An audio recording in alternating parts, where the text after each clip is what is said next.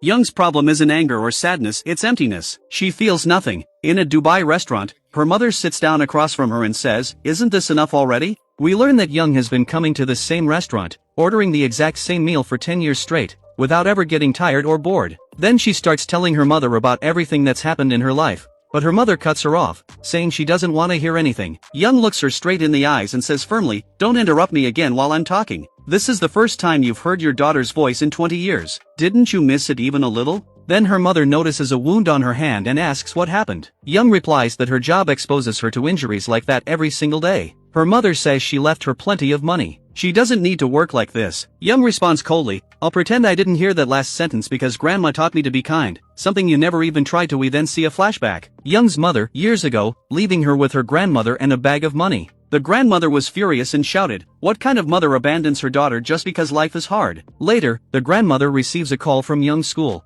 The teacher tells her, since the dissection class 2 months ago, Young has been begging me to bring her another frog so she can dissect it again. The grandmother goes and brings a frog for her. When Young begins dissecting it, the grandmother grabs the scalpel and cuts her own hand, saying, "These creatures feel pain just like we do. If you don't want to get hurt, don't hurt others."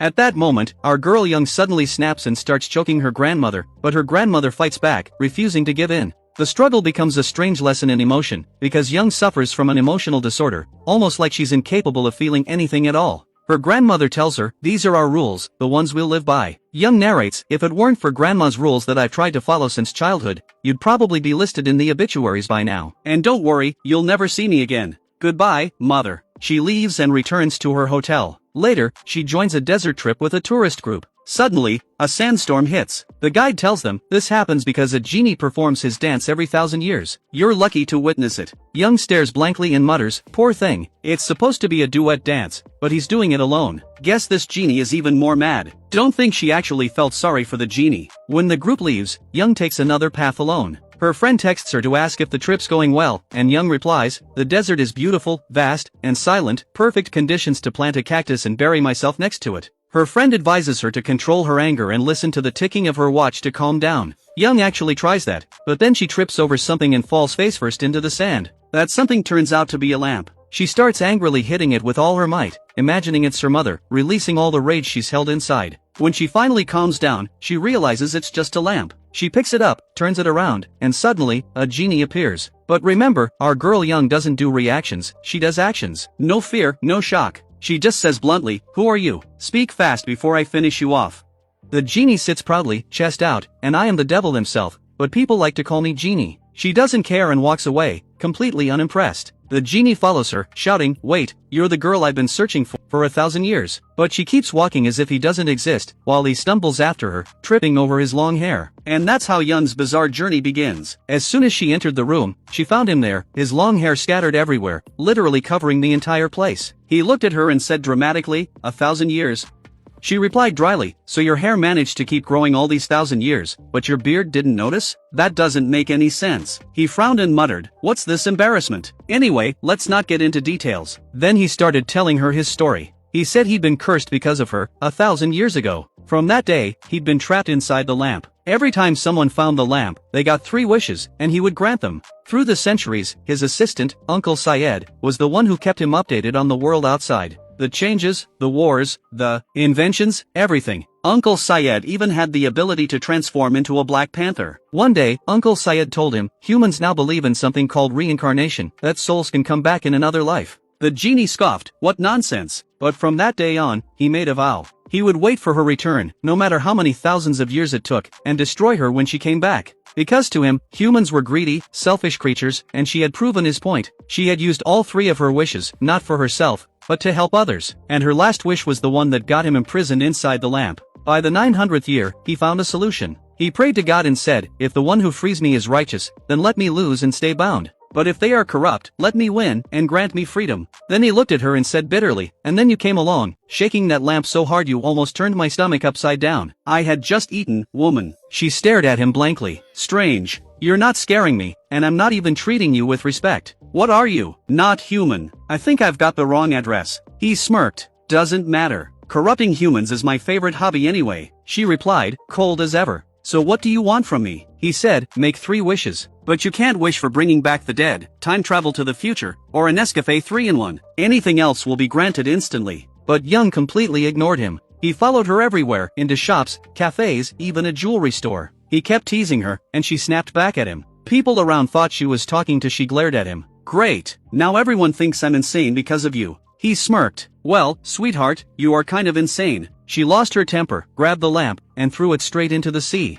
But when she returned to her hotel room, there he was, sitting comfortably, drying himself off like nothing happened. She got furious, stormed out, and sold the lamp to a tourist for 1 dirham. But when she came back home, she found him again, this time sitting on the couch, flipping that same dirham in his hand, saying proudly, "You're my queen now. I can't be away from you." She tried to outsmart him, thinking if she could find his weakness, maybe she could get rid of him. She asked, "So can you fly?" He grabbed her by the arm. "Let me show you." In seconds, he was soaring above Dubai, flying with her in his arms, better than Batman in his prime. They landed on a tall rooftop. She looked down and said, "So you really are a genie. Tell me, if I push you, will you die like humans do?" He chuckled nervously, "You're joking, right?" But before he could finish, she actually pushed him off the edge. He disappeared, then reappeared in front of her with a darker, more terrifying face. The good genie is dead. I should have shown you this face sooner. He remembered the girl from 1,000 years ago, the one who had told him, let's share the punishment no matter how severe. She'd been so kind that it haunted him. He sighed and said, I was hoping that when I found you again you'd have changed, but not like this, you heartless thing. Now make your first wish. Ask me to forgive you and spare your life. He grabbed her by the neck, choking her, and added, once I grant your 3 wishes and break my chains, the first thing I'll do is end you.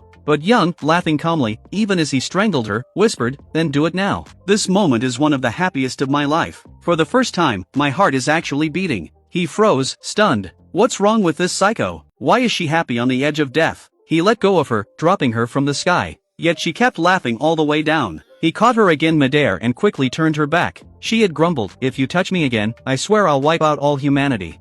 I didn't know humans evolved this far. Your corruption is now self-sustaining. You don't even need the devil to tempt you anymore. He vanished before her eyes, leaving her falling, alone. Later, she somehow returned to her room, packed her bags, and left the lamp behind in the Dubai hotel. She boarded a plane, but when she came out of the airplane bathroom, there he was again, sitting in her seat, eating snacks. That hair you're so proud of? I'll make you cut it off before we reach the village. Do you know how much money I've spent on hair care formulas and marrow oil? You think I'm walking into my hometown with a guy whose hair is longer than mine? When they arrived, she introduced him to her grandmother and friends. You got married? She laughed nervously. No, he was just my roommate. I brought him as a souvenir, that's all. The genie stood awkwardly, smiling like a gentleman. When they asked his name, he said something weird and ancient sounding. Young dragged him into the garage and started scolding him again. Her grandmother walked in and saw her holding an axe and said, who are you planning to kill now? Have you forgotten our rules? The genie disappeared again, leaving Young talking to herself. Furious, she tried to calm down, so her grandmother made her listen to the ticking of a clock, just like she used to do when Young was a child. We flash back to her childhood, her grandmother telling her, your mother, father, and siblings aren't coming back. They're gone, all of them. Young asked, gone how? I didn't hurt any of them, except the parrot. When she realized it was true, and stomped in anger. Her grandmother made her count 60 seconds with the ticking clock to control her rage. She also made her put stones in her shoes to teach her how discomfort feels, so she'd learn it's a bad feeling, and never make others feel the same. But Young complained, Grandma, you talk too much. I don't know how to get rid of you. Her grandmother smiled. If you study hard, graduate, and get a good job, you can live alone, away from me. From that day, Young studied non-stop. She became one of the top graduates and opened her own mechanic workshop, the perfect job for someone like her. Later, Grandma cornered the genie and tried to question him about his education. But of course, he didn't understand a thing and escaped. The next day, Young drove past some villagers who whispered, that girl's psycho. She stopped the car and said, actually, it's called antisocial personality disorder. Thank you very much. Anyway, don't forget your blocks, sweetheart. They muttered, she's the type who could actually kill someone. Her grandma replied calmly, maybe. But we worked hard raising her. She lives by strict rules and doesn't hurt anyone. The genie, overhearing, chuckled. Unbelievable. The whole village helped raise this girl? Then one of the old women told him, yes, whenever she picked up anything sharp or tried to harm an animal, like that one time with the chickens, the villagers took the tool from her and redirected her energy somewhere else. We let her vent her anger, but we made sure no one got hurt. Later, the genie discovered a video game console on the street.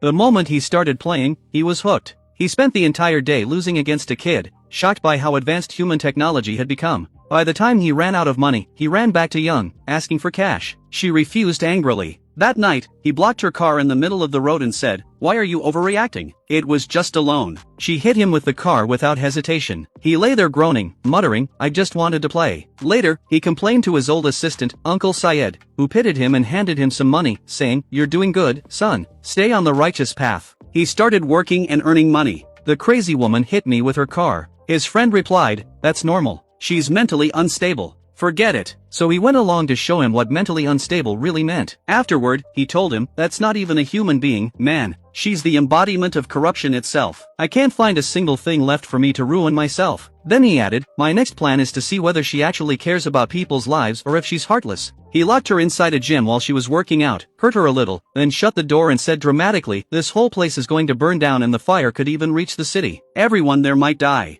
The only one who can stop this is you, kitty." She replied calmly, "You know what? The only one dying today will be you." Then she walked out through the back door, totally unbothered, grabbed him and beat him up hard, saying, "Didn't I tell you not to play with fire, honey? That's your mistake."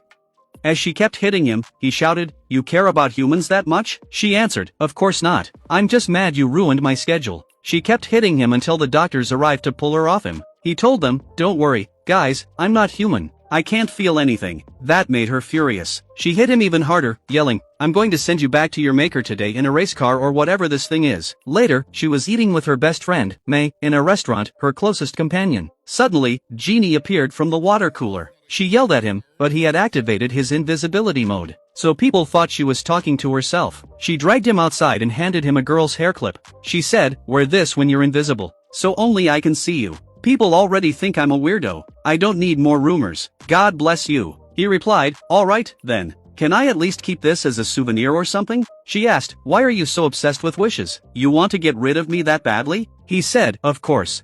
You trapped me for 1,000 years. Why wouldn't I want to get rid of you?" She asked, "Do you even have proof?" He replied, "I sat right next to you while you were dissolving in front of my eyes. I'll never forget your filthy clay. Even my assistant saw your entire past life, so she said, 'All right, fine, I'll make you a deal. I'll start using my first wish and we'll make a bet. If I win, I'll use the other 2 wishes on simple things and then you can be free from me.' Her condition was this: the first 5 people they meet, each will be granted 3 wishes. If most of them wish for corrupt things, then Genie wins, proving that humanity is doomed. That would count as her first wish. Then he put on the hair clip. The first person they met was a store employee from the village. She said, "Hey, sir, what can I do for you today?" Then they met a bank employee who used to study with Young. Genie said, "That's the second one.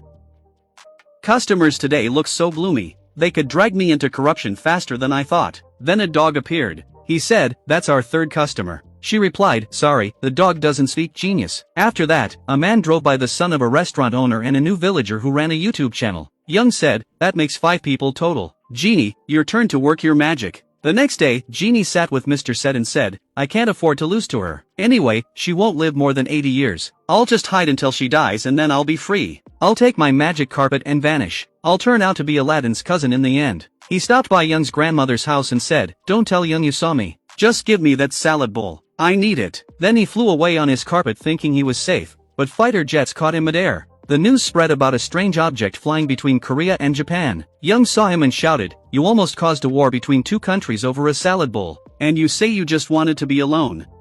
Then she said, "If one of the 5 customers' wishes changes the entire world, how would I even know how to take it back?" Later at dawn, he met her on a rooftop. He told her, "If you write your words with this feather, they'll remain true until the end of time." Then a man walked in the building owner. He said, "You're not supposed to be here." The man replied, "We don't need permission between us. Just do as I say. When the chance comes, pull out the feather and run." He grabbed her and threw her off the roof. But the man jumped after her and saved her, revealing his wings. She asked, "If you have wings, why did you scream for help?" He said, "I just got nervous." She pulled out the feather and ran. That feather turned out to be the pen Genie was talking about. Then Genie's assistant appeared, saying, "I see you've been freed." Genie replied, "Yeah, you always said I caused people's corruption. But look at humanity now. I've been gone 1,000 years and they're still destroying each other with wars and greed." His assistant said, "Enough talk. I'll deal with you soon."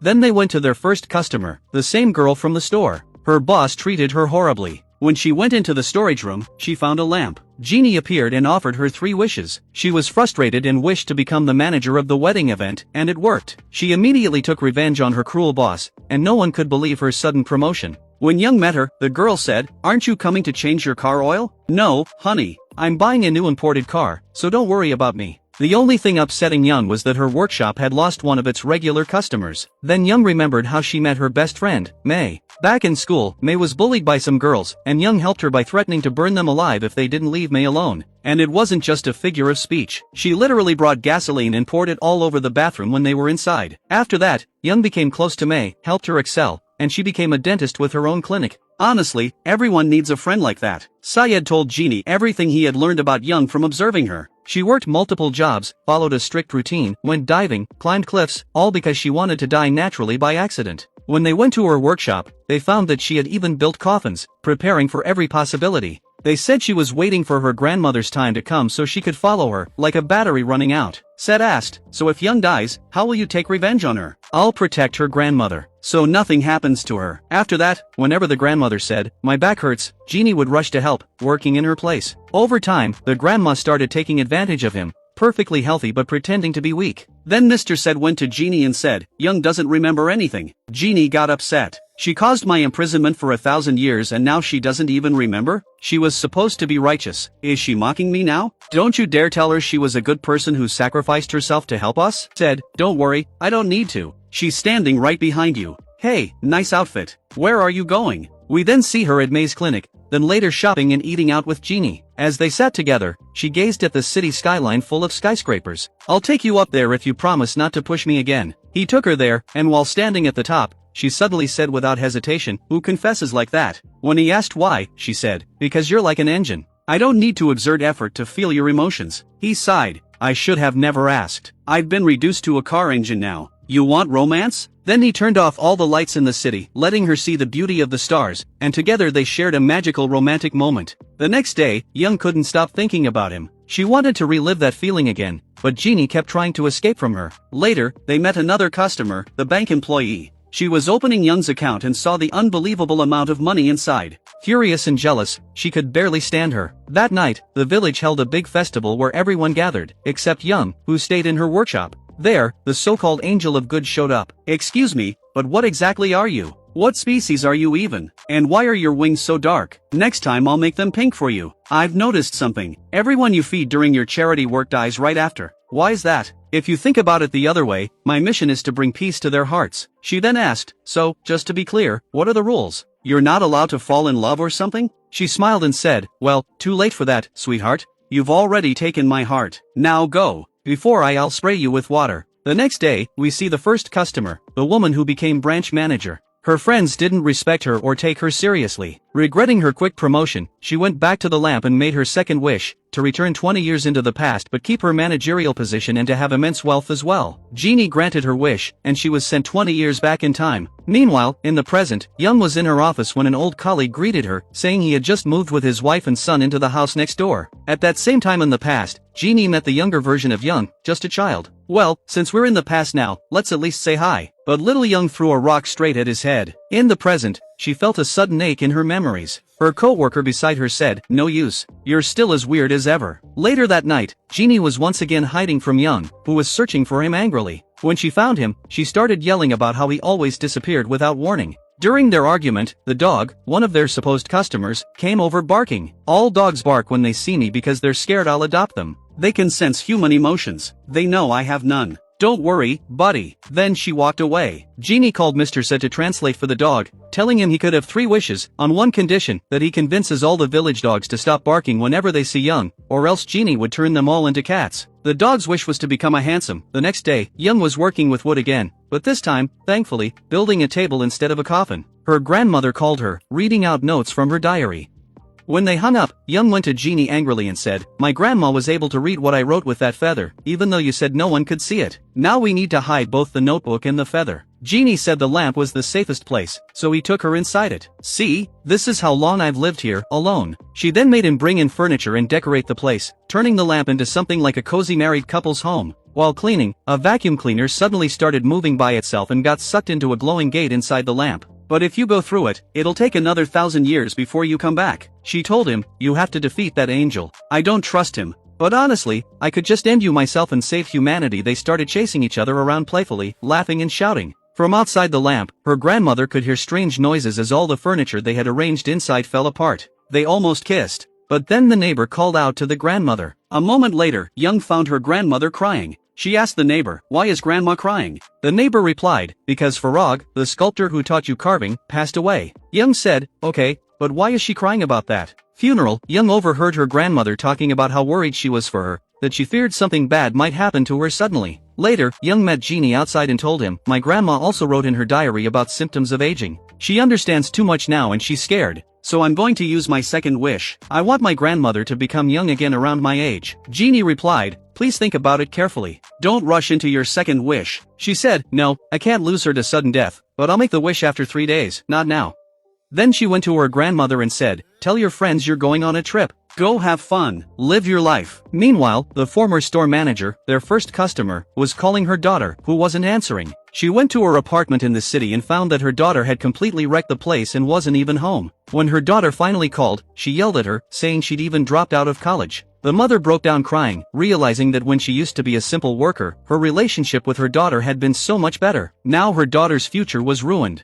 Then Genie appeared and said to her, "You still have one last chance. You can use your third wish to return everything to how it was before." Then Ayat stood her ground and said to him, No, not to that extent. I'm not wasting my third wish for nothing." After that, Young called him and made him fulfill her second wish. She went to her grandmother and was stunned to find her in the prime of her youth. Young gasped, "Grandma, you were this beautiful when you were young?" Her grandmother looked in the mirror, couldn't believe what she saw, and fainted, once, twice, 8, 9, maybe 10 times. Young just stood there, waiting patiently for her to wake up. Meanwhile, the angel's assistant went to report to her superior about what was happening in the village, saying that Young's second wish was noble and selfless too. When she went to the lamp, Jean scolded, "Hey, can't you knock first? This lamp has its own sanctity, you know." As usual, the two began teasing and arguing with each other like always, trying to prove who was right in the end. Young, however, was busy dealing with her rejuvenated grandmother, who was now living her late teenage years. The old lady roamed all over the village, shopping like crazy and buying anything that caught her eye, while poor Young was at her wit's end, muttering, "Well, I brought this on myself." She sat her grandmother down for a serious talk,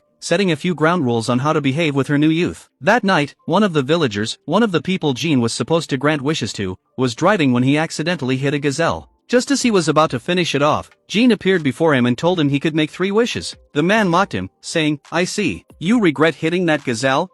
So Jean healed the gazelle and said, "There you go. That's your first wish done. You've got 2 left, and you can use them only when you truly need them. The lamp will appear before you then."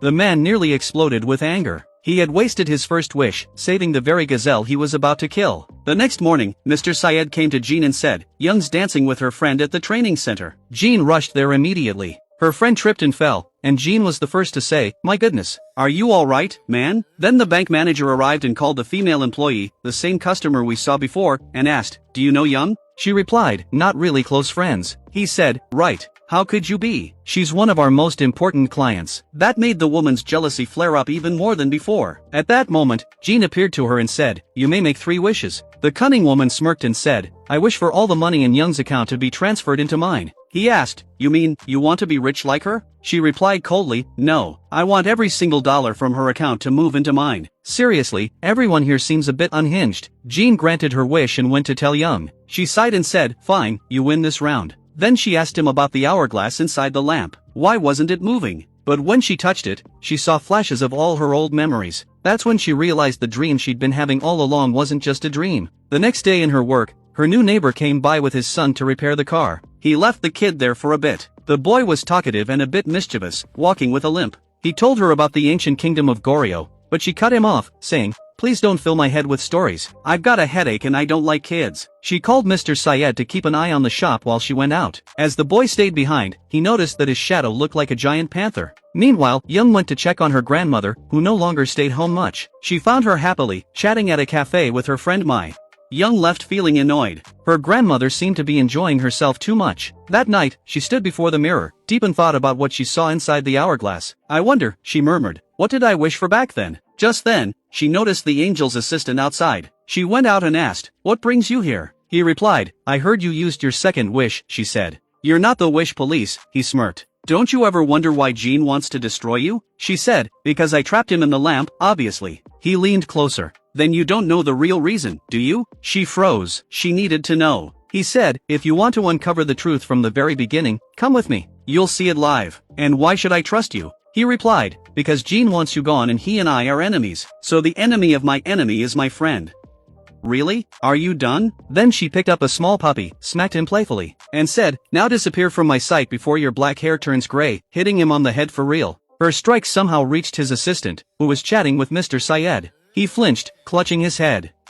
Great, he muttered. Tomorrow's going to be rough. She's going to come at me like a storm. The next day, Gene arrived at Young's workplace only to find government officials there conducting an investigation. As soon as he entered, someone whispered, no. The chief of the Heavenly Soldiers filed a complaint against you for summoning him yesterday. She replied sarcastically, and what? You came here to introduce yourself? Apparently, the officials were searching for evidence in a disappearance case. Young insisted she knew nothing but offered to help by taking photos of the victim. After they left, she opened her drawer and inside was a piece of paper with a single golden hair attached the same shade as the missing victim's hair. She had found it earlier in the restaurant owner's son's car when he came for repairs. Meanwhile, her now youthful grandmother dressed up glamorously and went out again today. A villager saw her and grew suspicious. Word spread among the women that something strange was going on. They believed the mysterious young woman who suddenly appeared in the village was connected to the grandmother's disappearance. They gathered and went to Young's house, accusing her of harming her grandmother and pretending she had traveled away. Then suddenly one woman's phone rang. It was Grandma.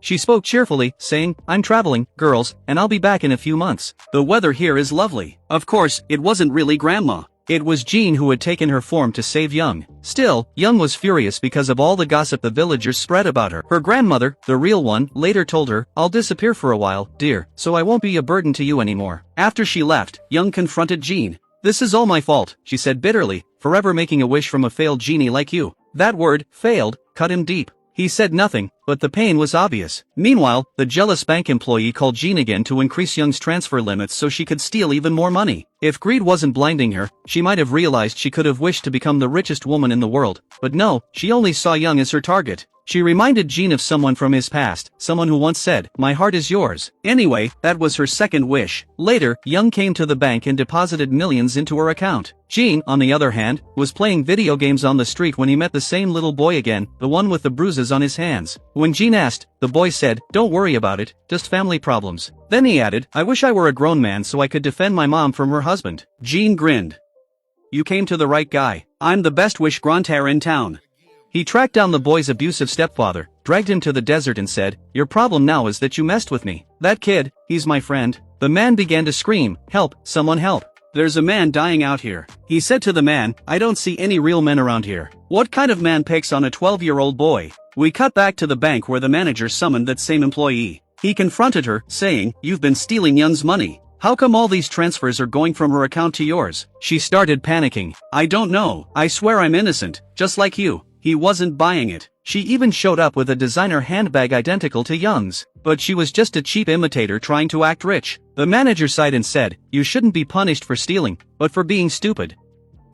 Meanwhile, Young went to Ty's office and said, I want to go back to the past and see what really happened, just like you promised. He agreed, and they did it. Suddenly, she was sent back 1,000 years. At that time, there was a caravan traveling through the desert, with 2 children among them. Out of nowhere, a pack of wild dogs attacked. The caravan men decided to throw the limping boy to the dogs as bait, and that boy was Young's brother. She screamed and cried helplessly until Gene appeared before her. He said, this is the moment of wishes. Her first wish was to save the boy and give him a long life. Her second wish was to save all the children, to make sure no man would ever again use kids as bait for wild animals. At that moment, Ty appeared and said, I understand your intentions, but because of your wishes, many people lost their lives. She broke down, crying. I didn't mean for that to happen. When Gene arrived, she took his hand and said, we both made mistakes. And now, we must accept our punishment, for life. That was her final wish. And that was how Gene was sealed inside the lamp. He muttered, man, I wish there'd be a crime or something, and I'd be the one to solve it. At that very moment, Gene, who happened to be online, granted his wish. The YouTuber suddenly found himself at the site of a buried crime scene, and he was live streaming. As he dug into the ground, he uncovered a decomposed corpse. The next day, the police came to investigate, and of course, all fingers in the village pointed at Young. Meanwhile, Young's grandmother was in the supermarket when she spotted 2 villagers talking. She hid behind a shelf and overheard them gossiping about the murder. One said, it must be Young. She's the only strange one among us. But the other replied, don't be ridiculous.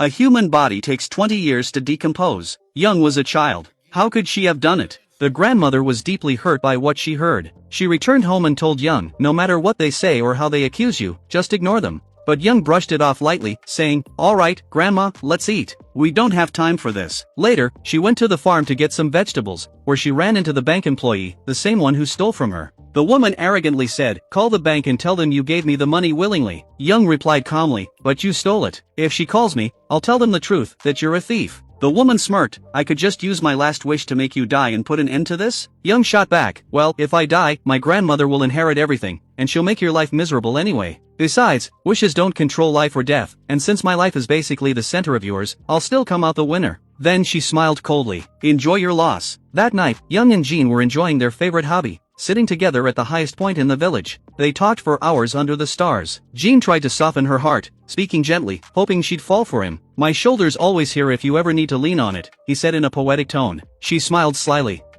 "I definitely need it." But the mischievous side of her had other plans. Just as she leaned close, she tripped him and he fell flat on the ground. Meanwhile, Mi went to Young's house and was shocked to see her grandmother walking out, looking youthful and radiant. Mi didn't know the truth, that this was actually Young. It was actually Young's grandmother under a magical secret. Mi greeted her politely. "You must be Young's friend." Then Young arrived with Jean, and Mi raised an eyebrow. "So wait, your friend's coming out of your house while he's going in? What's going on here, exactly?"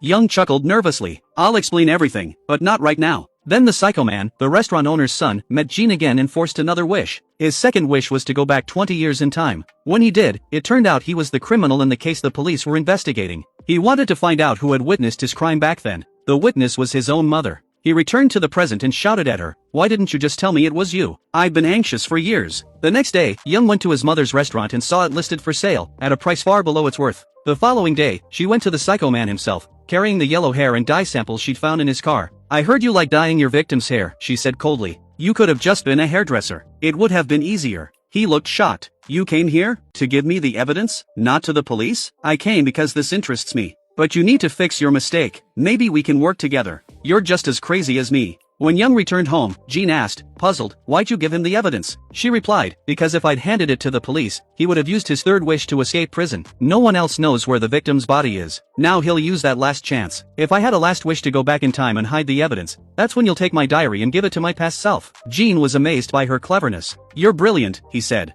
"You should be the one living in the lamp instead of me." Later he invited her on another trip, this time to Dubai. He said he'd meet someone there who might explain why 20 years of his 1,000-year memory were missing. So they went together, with me and Grandma joining them too. When they arrived, Jean told Young to rub another lamp. From it emerged a stunning female genie. Jean sighed. "Her?" The woman smirked. "Yeah, I'm his ex." Young raised an eyebrow. "So, how long has it been?" Jean laughed awkwardly.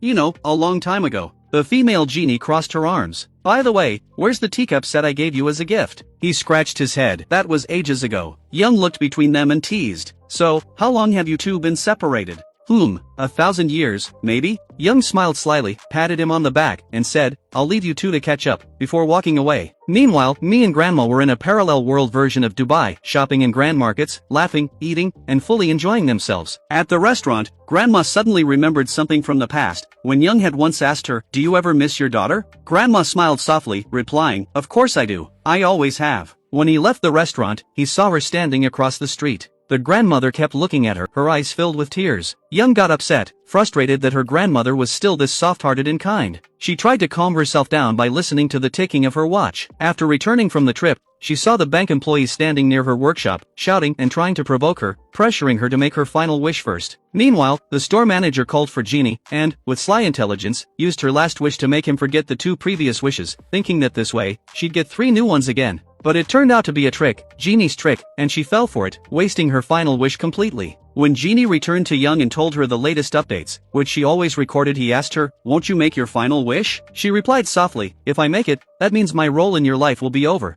and you'll disappear from my memories, too. I don't want that to happen."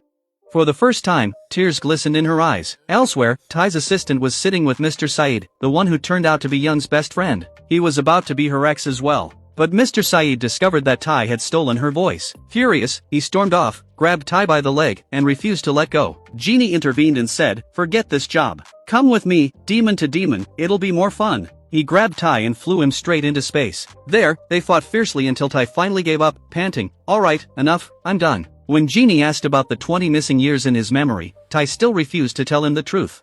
Then we see Young standing on the hilltop she often visited. Her neighbor approached her, looking nervous, and said, "Please forgive me, but I live with some very bad people. I couldn't escape them. They paid me to do this. I have debts, you know, community savings and all that." And with a sudden shove, he pushed her off the hill. As she fell, flashes of memories flooded back, her moments with her best friend, her grandmother, and Genie. Suddenly, Genie appeared out of nowhere, caught her, and said, "How could you do this?" But she replied faintly, "It wasn't me who fell." He scolded her, "You could have used a wish to call me." She whispered, "If I used my last wish, I forget you." And that was the spark, the beginning of their burning love story. Now take cover, dear viewer. This love is about to set the world on fire. Meanwhile, the dog who once wished to become human found the family he had been separated from. He went back to Genie and asked to be turned into a dog again. It was his final wish. Genie was shocked by such loyalty, because, as he said, the loyalty of dogs is unmatched, unlike that of humans. Later, Young went to the bank and withdrew all her savings in cash. But that night, while walking home, she was attacked by a group of homeless thugs who tried to rob her. One of them hit her. Suddenly, Genie appeared, spreading his chest wide and shouting, "Where's so high? I told him to stay with you and protect you." She groaned, "Well, sorry, nature's call is stronger than all of us." Then she snapped, "Why are you